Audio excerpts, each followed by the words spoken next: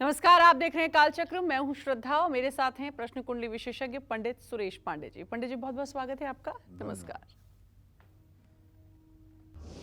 आरती करने से कम होंगे कष्ट, आरती करने से होगी बरकत, आरती करने से जागेगी किस्मत। देखिए काल चक्र।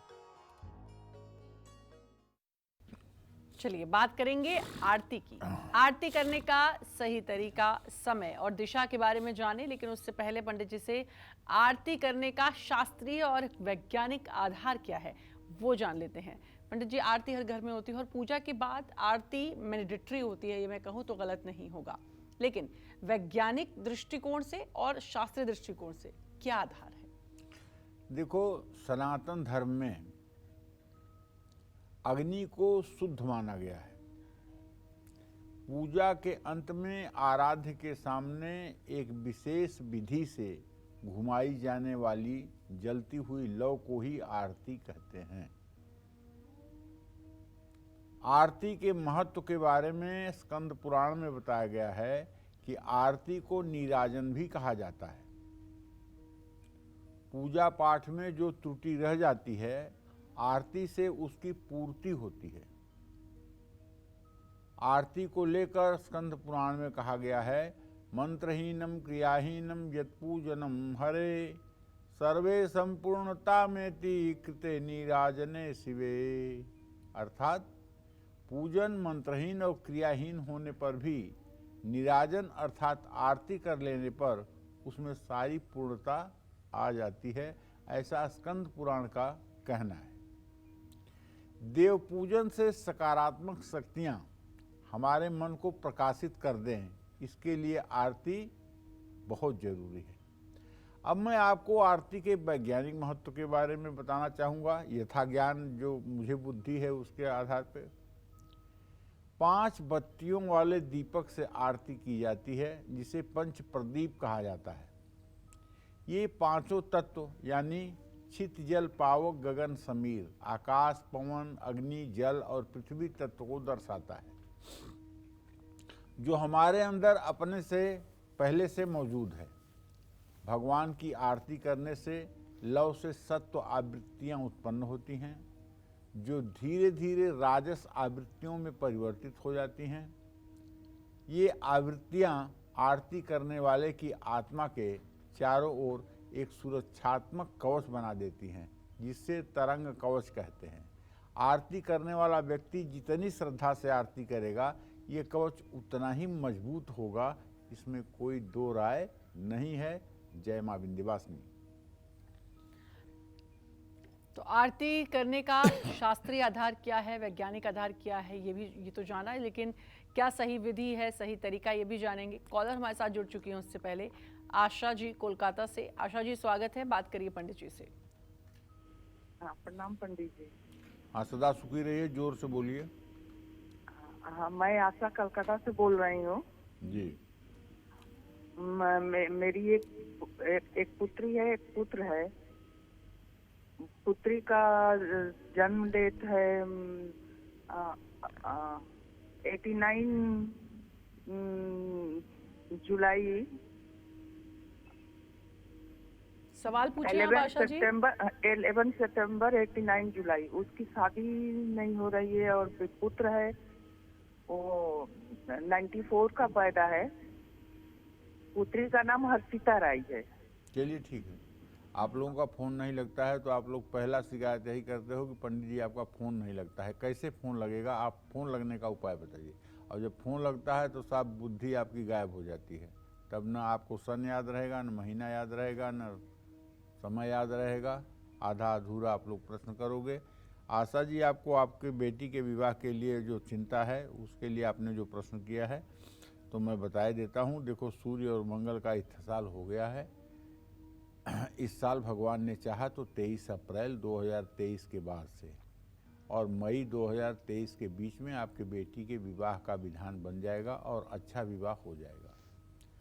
बेटे के बारे में जो आपने प्रश्न किया है तो उसके बारे में तो मैं ये कहूँगा कि आपके पुत्र भाव का स्वामी मंगल है और उससे आजीविका भाव का स्वामी सूर्य है। मंगल सूर्य सप्तम है अभी इसकी आजीविका ही बहुत ठीक से नहीं हो पाई है। अभी इसका भाग्योदय होने में थोड़ा सा समय लगेगा। जहाँ तक मुझे लगता है कि इनका भाग्योदय होने में फरवरी 2025 तक का भी समय लग सकता है।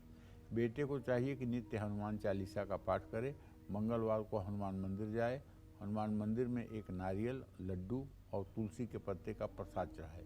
इससे बेटे का भाग्योदय जरूर होगा। जय मां विंध्यवासिनी। आप लोगों की कॉल लगती है तो कई बार इससे पहले भी हम लोग आपसे ये रिक्वेस्ट कर चुके हैं कि अपना सवाल बेहतर होगा या तो नोट डाउन कर लें, डेट ऑफ बर्थ, क्योंकि सिर्फ उम्र पता होनी चाहिए आपको। और पंडित जी सिर्फ 2 ही चीज़ें कहते हैं कि आप उम्र बता दें जिसके बारे में जानना है, आपका रिश्ता बता दें और आप सवाल पूछ लें। तो इन चीज़ों का थोड़ा सा ख्याल रखें ताकि समय नष्ट ना हो और जो आपने पूछा है उसका भी सटीक जवाब आपको मिल पाए और बाकी जो लोग इंतज़ार करते हैं उनकी कॉल लगे उनको भी मौका मिल पाए। चलिए एक और कॉलर हमारे साथ जुड़े हैं, प्रदीप जी गाजियाबाद से। प्रदीप जी स्वागत है, बात करिए पंडित जी से। पंडित जी प्रणाम। हाँ, सुखी रहिए। पंडित मैं अपने बेटे के बारे में पूछना चाहता हूँ। उसकी डेट ऑफ बर्थ है 3 नवंबर 1998, टाइम 4:24। वो यूपीएससी की तैयारी कर रहा है, गवर्नमेंट जॉब उसको मिलेगी नहीं मिलेगी, बहुत मेहनत करता है वो। देखिए, आपके पुत्र भाव का स्वामी शनि है और उससे दशम भाव का स्वामी शुक्र है। शुक्र शनि का द्वितीय द्वादश संबंध है। प्रश्न बहुत गूढ़ है, कोई प्रश्न इतना आसान नहीं है, लेकिन न तो मंगल की स्थिति अच्छी है, न प्रश्नकाल में सूर्य की स्थिति अच्छी है। इसलिए हम ये नहीं कह सकते हैं कि यूपीएससी में सफलता मिल जाएगी, ये मुझे नहीं लगता है। अब आप देख लीजिए, अगर बेटे का टैलेंट आपको लगता हो तो आगे बढ़ने दीजिए, और अगर टैलेंट में कोई कमी हो तो उसको अभी से एसएससी सीजीएल के लिए तैयारी करने के लिए प्रेरित करिए। एसएससी सीजीएल उसका हो जाएगा, इसलिए कि प्रश्नकाल में शुक्र बुध की युति है। एसएससी सीजीएल की परीक्षा में तो क्वालिफाई कर जाएगा, लेकिन यूपीएससी एक ऐसी परीक्षा है भैया जिसके लिए बिना सूर्य मंगल के कभी सफलता मिलती नहीं है, और दोनों ग्रहों की स्थिति प्रश्नकाल में ठीक नहीं है, इसलिए थोड़ा सा संदेह है। भगवान की आरती करने का शास्त्रीय व वैज्ञानिक आधार तो पंडित जी से आपने जान लिया। अब पंडित जी से जानते हैं कि कितनी बत्तियों से आरती करना सबसे उत्तम, सबसे शुभ माना जाता है, खासकर तब जब आप अपने घर या किसी मंदिर में भगवान की आरती करते हैं। बताइए पंडित जी। देखिए, पद्म पुराण में कहा गया है कि आरती के 5 अंग बताए गए हैं। पहला दीपमाला, दूसरा जलयुक्त शंख, तीसरा धुले हुए कपड़े, चौथा आम पीपल के पत्तों से, और 5वां साष्टांग दंडवत से। मंदिर में 5, 7 या 11 बत्ती वाला दीपक जला करके आरती करना चाहिए। घर पर 1 बत्ती वाला दीपक से आरती करना चाहिए। घर में अगर 1 से ज़्यादा बत्ती वाले दीपक से आरती करना चाहते हैं तो विषम संख्या में बत्तियां होनी चाहिए, जैसे 5, 7, 11, 21। 3, 9 और 13 की संख्या में आरती की बत्ती अशुभ मानी जाती है। 5 बत्तियों वाले दीपक को पंच प्रदीप कहते हैं। इसके पीछे का भाव ये है कि हे भगवान, हम पंच प्राणों के साथ आपकी आरती उतार रहे हैं। एक दिन में 1 बार से लेकर 5 बार तक आरती की जा सकती है। मंदिरों में 5 बार आरती की जानी चाहिए, लेकिन ये कुछ ज़्यादा ही हो रहा है। 5 बार आरती बहुत कम मंदिरों में होती है। सबसे ज़्यादा आरती मेरी नॉलेज में विंध्याचल में माँ विंध्यवासिनी की होती है। 4 आरती होती है, 4 श्रृंगार होते हैं, 4 आरती होती है, और चारों आरती में सुबह की आरती सुबह 4 बजे से 5 बजे के बीच में, दोपहर में 12 से 1 बजे के बीच में, सायंकाल 7 से 8 बजे के बीच में, और रात्रि में 9:30 से 10:30 बजे के बीच में 4 आरती माँ विंध्यवासिनी की होती है। घरों में आरती 2 बार की जानी चाहिए, सुबह शाम, 1 बार सुबह और 1 बार शाम के समय।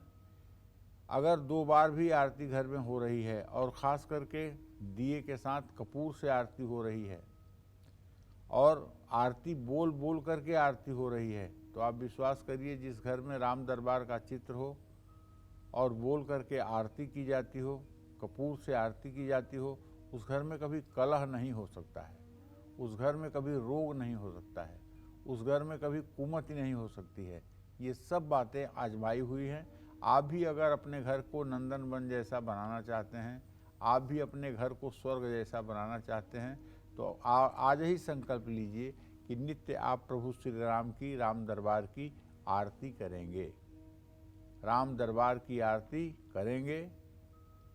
और निश्चित रूप से स्वामी जय जगदीश हरे, ये अगर हो सके तो आप आरती के समय गाएंगे भी। निश्चित रूप से इससे आपके घर का माहौल बदलेगा। जय मां विंध्यवासिनी। कॉलर हैं सुशीला जी दिल्ली से। सुशीला जी, बात कर सकती हैं आप पंडित जी से। पंडित जी नमस्कार, मैं ब्रिजमोहन कुमार बोल रहा हूँ। क्या नाम है? ब्रिजमोहन कुमार बोल रहा हूँ। मैं अपने बेटे और बेटी के बारे में जानना चाहता हूँ।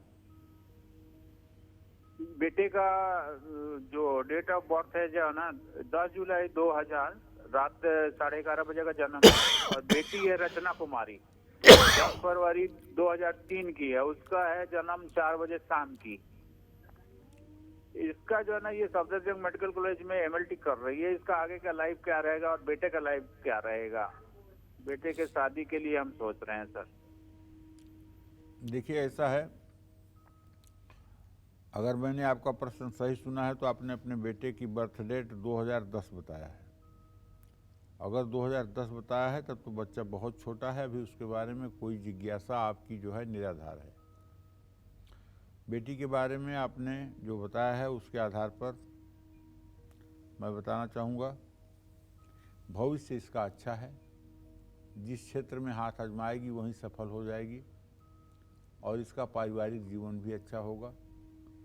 बस करना यह है कि हो सके तो इसे एक मोती की अंगूठी दाहिने हाथ की छोटी उंगली में पहना दीजिए।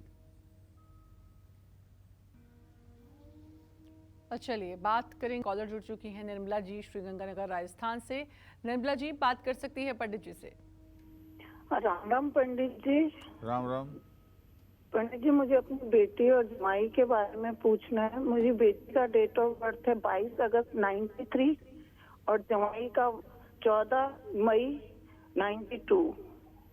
पंडित जी, इनकी शादी को 4 साल हो गए हैं और अभी 19 अक्टूबर से अभी तक दोनों अलग अलग रह रहे हैं। पंडित जी, जमाई हमारा नाराज होके चला गया है। दोनों में डिस्ट्रीब्यूशन हुआ तो थोड़ा सा वो नाराज होके अपने घर चले गए हैं।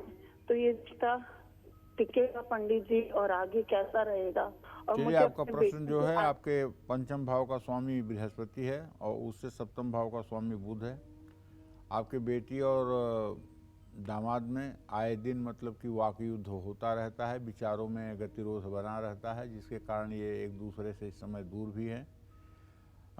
ये शादी ऐसे ही चलेगी, खटपट होते हुए ही ये शादी चलेगी। शादी टूटेगी तो नहीं, लेकिन खटपट होते हुए ही चलेगी।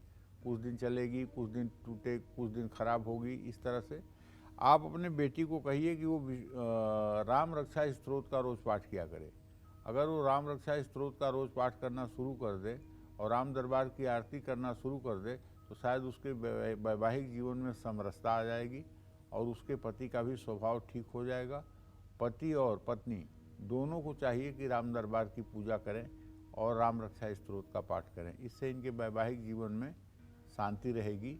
जय मां विंध्यवासिनी। कॉलर हमारे साथ जुड़ चुके हैं रमेश जी देवरिया से। रमेश जी, स्वागत है, बात करिए आप पंडित जी से। मैं रमेश वर्मा बोल रहा हूँ। मैं 5 साल से घर में बैठा हूँ। आर्थिक की बहुत खराब, बहुत कर्ज है, बाहर नहीं निकल पा रहा हूँ, घर में छुप कर बैठा हूँ। और मेरा बेटे का उम्र है 28 अक्टूबर 3:10। उसका भविष्य कैसा रहेगा? और मेरी बेटी एक है 8 दिसंबर 2007 7:10। न तो आपने अपनी उम्र बताया है, न अपने बेटे की उम्र बताया है, इसलिए आपके प्रश्न का कोई जवाब नहीं दिया जा सकता। बार बार हम यही कहते हैं कि आप डिटेल्स ढंग से बताएं, सिर्फ उम्र बताएं। आप लोग समय भी बताते हैं, समय की ज़रूरत नहीं है। प्रश्न कुंडली के हिसाब से पंडित जी बताते हैं, तो बहुत छोटा सा काम, आपको उम्र बतानी है और अपना प्रश्न पूछना है। कॉलर हमारे साथ एक जुड़ चुकी हैं, बहुत बहुत स्वागत है, बात करिए पंडित जी से। बहुत बहुत स्वागत है आपका, बात कर सकती हैं आप पंडित जी से। हेलो। जी, बात करिए। आप अपना नाम बताते हुए पंडित जी से हेलो बात पंडित करिए। जी, मैं मुंबई से बोल रही हूँ, विष्णु प्रिया। प्रणाम पंडित जी। हाँ, सुखी मेरे रहिए। दोनों बच्चे के बारे में पूछना है। बेटे का जन्म का समय है 1/8/1991, 7 बजे पर 50 मिनट सुबह। और बेटी का 14/4/1991 रात में 3:30 बजे, रात को सुबह 3:30 बजे। और मेरे बेटे का शादी के बारे में पूछना है, शादी कब तक होगा उसका, और क्या दूसरा कास्ट में क्या योग है, और कब देखो तक शादी होगा। और विष्णु प्रिया, आपने अपने बेटे के विवाह के बारे में पूछा है। अभी बुध और बृहस्पति दोनों की स्थिति चतुर्थ दशम है। ये गुप्त बैरा दृष्टि से इत्तेसाल हो रहा है। अभी भी आपके बेटे के विवाह में विलंब की स्थिति बनी हुई है। अप्रैल 2023 के बाद आपके बेटे के विवाह का संयोग बनेगा, जो अप्रैल 2024 तक रहेगा। अगले आने वाले साल में आपके बेटे का विवाह होगा। ये बता पाना बहुत कठिन है कि इसका विवाह लव मैरिज होगा कि अरेंज मैरिज होगा, लेकिन इतना जरूर कह सकते हैं कि चाहे लव मैरिज हो चाहे अरेंज मैरिज हो, शादी इंटरकास्ट होगी, इसमें कोई दो राय नहीं। चर्चा को आगे बढ़ाते हुए अब बात करते हैं आरती करने की सही विधि की।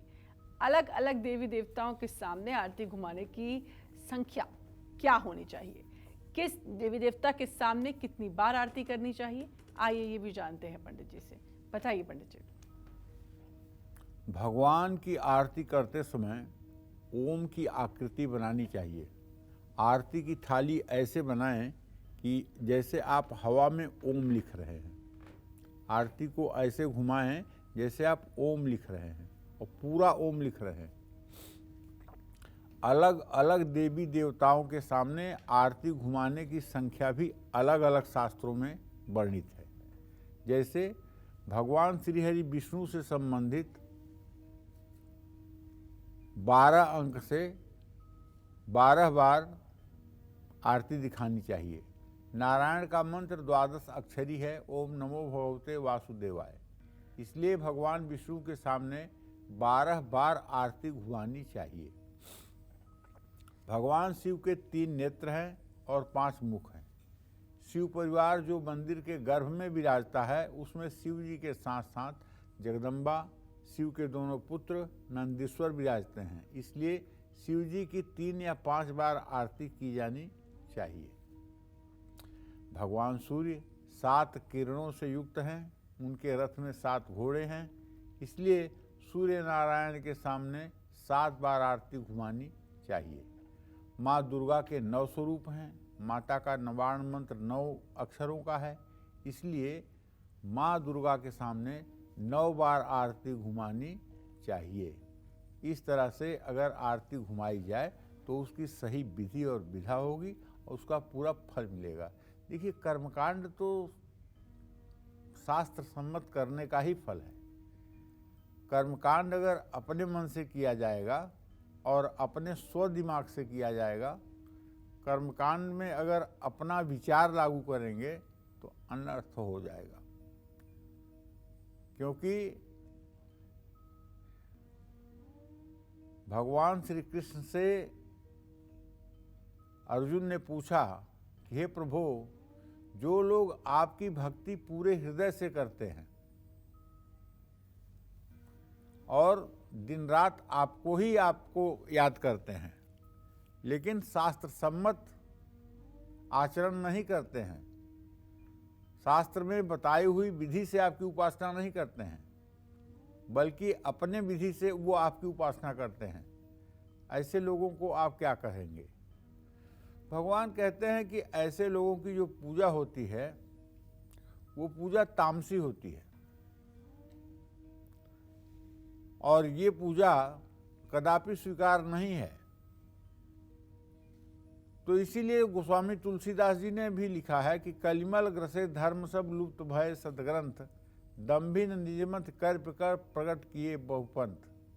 चाहे आरती हो, चाहे भगवान का अभिषेक हो, चाहे भगवान को आचमन करना हो और चाहे भगवान को गंधोद्वर्तन करना हो, चाहे चंदन तिलक लगाना हो, सब कुछ भैया शास्त्र सम्मत होना चाहिए। और कुछ रायचंद लोग हैं जिनको धर्म से ना तो कोई लेना देना है, ना धर्म की पढ़ाई की है, न शास्त्रों का ज्ञान है, वो लोग दूसरे को उपदेश देते रहेंगे, कह रहे आपको तो शिवलिंग नहीं रखना चाहिए, आपको तो शिवलिंग नहीं छूना चाहिए, आपको तो ये दुर्गा जी की मूर्ति नहीं रखनी चाहिए, आपको तो घर में शिवलिंग नहीं रखना चाहिए। ये रायचंद लोग जो है, अगर ये राय न दें तो इनके पेट में दर्द हो जाता है। और ये लोग जिसके घर जाते हैं उसके घर में बैठना कम पसंद करते हैं, पहले पूजा घर देखना पसंद करते हैं, क्योंकि पूजा घर देखेंगे तो उन्हें भाषण देने का मौका मिलेगा।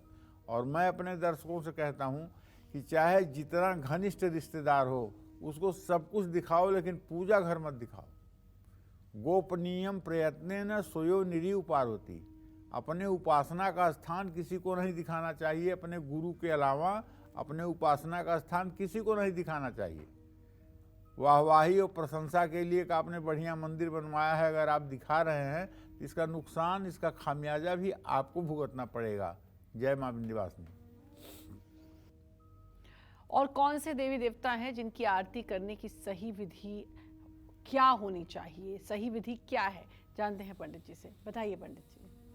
अब भगवान गणेश के बारे में बात करना चाहूँगा। चतुर्थी तिथि के अधिष्ठाता देव हैं भगवान गणेश, इसलिए गणेश जी के सामने 4 बार आरती घुमानी चाहिए। इससे ज़्यादा हो सकती है लेकिन कम नहीं। भगवान रुद्र के सामने 14 बार आरती घुमानी चाहिए। बाकी किसी भी देवी देवता के सामने 7 बार आरती आप घुमा सकते हैं। आरती उतारते समय सबसे पहले भगवान के प्रतिमा के चरणों में 4 बार, नाभि के सीधे में 2 बार, मुखमंडल पर 1 बार और देव मूर्ति के सामने आरती को गोलाकार 7 बार घुमाना चाहिए। आरती संपन्न हो जाने के बाद थाल के चारों ओर जल जरूर घुमाएं, इससे आरती शांत हो जाती है और उसके बाद आरती ग्रहण करने का विधान है। जय मां विंध्यवासिनी। एक कॉलर हमारे साथ जुड़ चुके हैं, उर्मिल जी दिल्ली से। उर्मिल जी स्वागत है, बात करिए पंडित जी से। पंडित जी प्रणाम। जी बात करें आप पंडित जी बोल रही हूँ। हेलो जी, मैं उर्मिल बोल रही हूँ दिल्ली से। जी बोलिए। मैं अपने बेटे ऋतिक के बारे में पूछना चाहती हूँ। 24वें साल में लगा हुआ है, उसकी शादी कब होगी और उसका भविष्य कैसे होगा? उर्मिल जी, आपके पुत्र भाव का स्वामी है बुध और उसे सप्तम भाव का स्वामी है बृहस्पति। अभी आपके बेटे के विवाह में कम से कम 3 साल का विलंब है। 24 साल का है, 27वें साल में उसके विवाह की उम्मीद करिएगा। अभी विवाह की बिल्कुल कोई उम्मीद की स्थिति नहीं बन रही है। फरवरी 2025 के बाद ही विवाह की स्थिति बनेगी। अगर और जल्दी विवाह करना हो तो बृहस्पति ग्रह की शांति करवा दीजिए।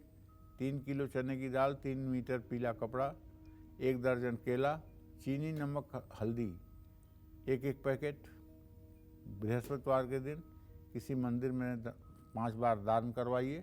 इससे विवाह में शीघ्रता हो सकती है। अगर आप अपने घर में एक से ज्यादा देवी देवताओं की आरती करते हैं तो उसका सही तरीका क्या है, साथ ही आरती करने की सही दिशा क्या है, ये सब जानते हैं हम पंडित जी से। बताइए पंडित जी। देखिए, जिस तरह से मंदिर में कई देवी देवताओं की आरती की जाती है, उसी तरह से अगर आप अपने घर में भी एक से ज़्यादा देवी देवताओं की पूजा करते हैं तो इसमें भी आरती करने का क्रम होता है। सबसे पहले भगवान गणेश की ही आरती करना चाहिए और अंत में श्री हरि विष्णु की आरती करना चाहिए। यानी आरती के अंत में ओम जय जगदीश हरे जरूर गाएं। घर में पूरब दिशा की ओर मुंह करके आरती करनी चाहिए, इससे आयु बढ़ती है। घर में उत्तर दिशा की ओर मुंह करके आरती करने से धन लाभ होता है। घर में पश्चिम दिशा की ओर मुंह करके आरती करने से दुख और दरिद्रता बढ़ती है। घर में दक्षिण दिशा की ओर मुंह करके आरती करने से नुकसान होता है। तो ये सब कर्मकांड के ऐसे हैं जिन्हें आप जानते रहें और आप अपने आने वाली पीढ़ी को भी बताएं, क्योंकि जो ज्ञान शास्त्र सम्मत हो वही ज्ञान अमृत होगा और जो ज्ञान शास्त्र सम्मत न हो वो कभी अमृत हो नहीं सकता। इसलिए अपनी बुद्धि की कल्पना करके शास्त्र की रचना करना ये बुद्धिमत्ता नहीं है। देवताओं द्वारा कहे हुए, ऋषि मुनियों द्वारा कहे हुए उपाय ही ग्रहण करना श्रेष्ठता का आधार है। जय मां विंध्यवासिनी।